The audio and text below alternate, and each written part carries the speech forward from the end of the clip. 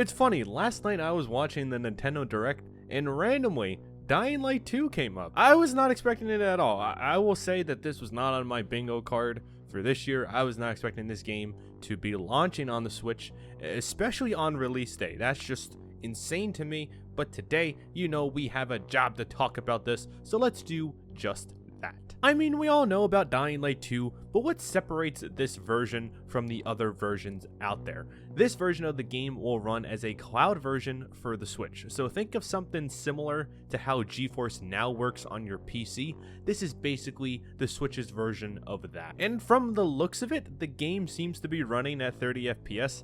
Now, this could just be how the file was compressed and uploaded to YouTube and sent to Nintendo, but in all honesty, I don't see the Switch being capable of reaching 60 FPS, even with the cloud mode, with the game to this magnitude. Now, we also did get some new gameplay. That's pretty awesome. It's very tiny. I will most likely cover it in another video this weekend, but there are some sections in here where you can definitely tell it's running on the Switch. Like if you take this scene, for example, it looks a little blurry and slightly watered down. I mean, it makes sense. Everything that we've seen so far is most likely been on high-end PCs. And then we're transitioning to one of the least powerful consoles on the market right now. But all in all, I'm totally all for it, by the way.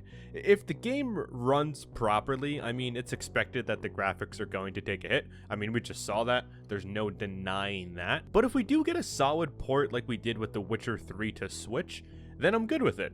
But if we get something like an Ark Survival on Switch, I'm gonna have a lot of problems with that techland. No one wants to experience whatever this is right here. I think it's really good that the original Dying Light is coming out first for Switch. That is really just a less intense version of what's coming in February. And if Techland can't handle the original to run properly on there, they can use some of the knowledge to help them out with the sequel or make determinations about the future of it. What I find particularly interesting, which is probably the biggest selling point behind Dying Light on Switch, is that it has a little bit more to offer than the PS4 and Xbox versions of this game. You have HD rumble, touchscreen, gyro aiming, and motion controls. Those are going to be some interesting features, to say the least, to test out. Like, what's included with the motion controls? Is that going to be like swinging, climbing? I'm excited to see what they do with it. And then it brings me to ask this question: will any of those features make its way into Dying Light 2? Because that would really separate this version of the game than others out there, which I think would be an added bonus for the platform. I mean, if you own multiple consoles, I can't see one deciding to go with the Switch version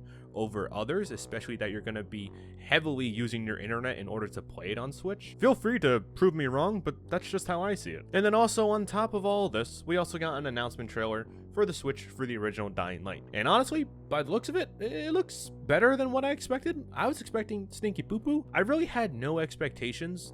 I think the biggest thing that I really want to know is how this game plays on handheld compared to when it's in docked mode. I think it will really be something awesome to experience in handheld mode, and that goes for both Dying Light 1 and Dying Light 2. It's certainly going to be a great game to stream. I'm probably going to do that when it comes out. But from what I have seen, it kind of just looks like the PS4 version of the game with the resolution slightly tuned down, which, I mean, that's kind of what the Switch is at this point. But I have high hopes for it. I definitely do want to replay the original before the second one does come out, and this is a great way to do it. It's a new way to play it with all the motion controls. But yeah, that's about everything that I have to say today, and that wraps up the video. Just a quick little one to make us all happy. I'll have another video going up on Sunday and then Tuesday showcasing some new gameplay that we've gotten, and then I'll see you for a live stream on Thursday for episode 4. But tell me down below your thoughts and opinions on the Switch version for Dying Light 1 and now Dying Light 2. I'd be happy to hear it. But please do subscribe, leave a like, do all that fancy stuff for me, and in the meantime, stay fresh, stay human, have a good night, and more importantly,